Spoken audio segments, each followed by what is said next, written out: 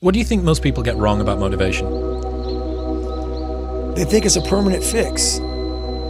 They think it's something that is a constant. They think that maybe once I get it, I'm gonna hold on to it. And that's the thing about that I was telling you, that I always talk about. Nothing is permanent. Nothing is permanent. And a lot of times you have to learn to perform without motivation. You have to learn to perform without purpose. You have to learn to perform a lot of different things. And that's what people think. They think I need to have this motivation to work out, to study, to be better. So if they don't have it, they just don't fucking do it. And that's where you fail. You have to learn to train your mind well beyond motivation. If you have motivation, that's great. That's some kindling to the fire. All it takes is a little bit of fucking spark, you can burn a whole forest up. But motivation, you have to learn to exist without it. You have to be your best self when you're least motivated. And that's the tricky part about all that shit. Motivation is just a word. You have to have these different things in your mind on where you want to go and know that motivation is not going to get me there. Because I'm not going to always be motivated. Jocko said the exact same thing. He said that discipline eats motivation for breakfast. And discipline is good too. But without a clear headspace, there's no discipline. What do you mean?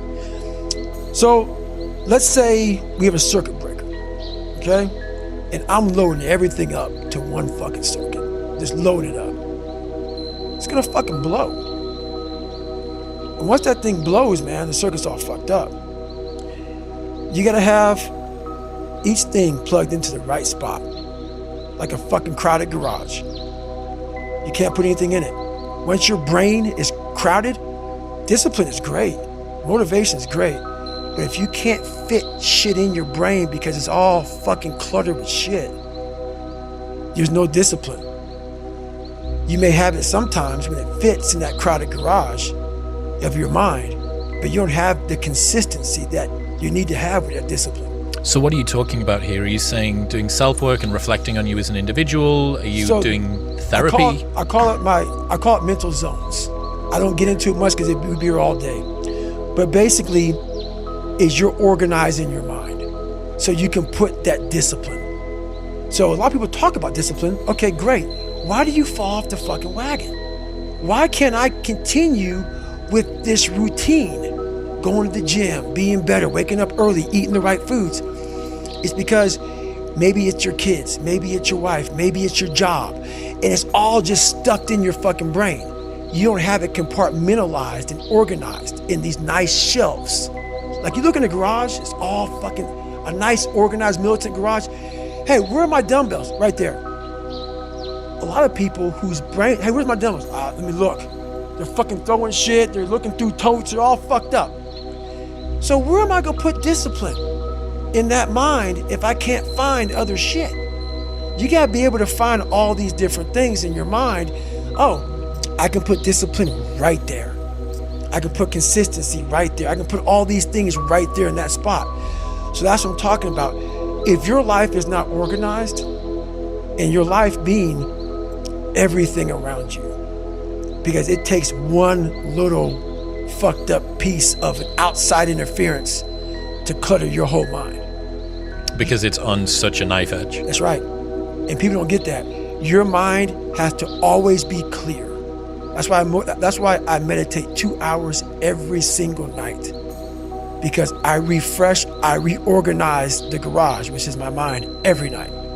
So then discipline's in there, organization, everything is in this right spot. So when I wake up, I'm ready to go. What does a morning look like for you at the moment? Have you got a routine of some kind? Yes, I run every single morning. So that's what time are you up? When are you waking up? I'm up about 5:30. So every morning it starts with a run. And that's because that's the one thing I hate to do more than anything in the world. So that's like my cup of coffee. And I'm all about armoring yourself. So the second you leave your house, and the second you open your phone, the second you do any of that shit, you are now letting in poison and cancer. So I make sure a lot of things you can't avoid. So as I get up, I start to armor plate my mind and body. like a person's going to war. You put your body armor on. That's what I'm doing on that run. I'm waking up and I'm giving myself all this armor. So when I come out in the world, now look at that phone, I'm ready. I'm not waking up late. I'm not rushing around. I'm not disorganized because I know I'm gonna get hit in the fucking mouth. There's an art to getting hit in the fucking mouth. And that is why these things are important. You have to wake up and you have to give yourself belief.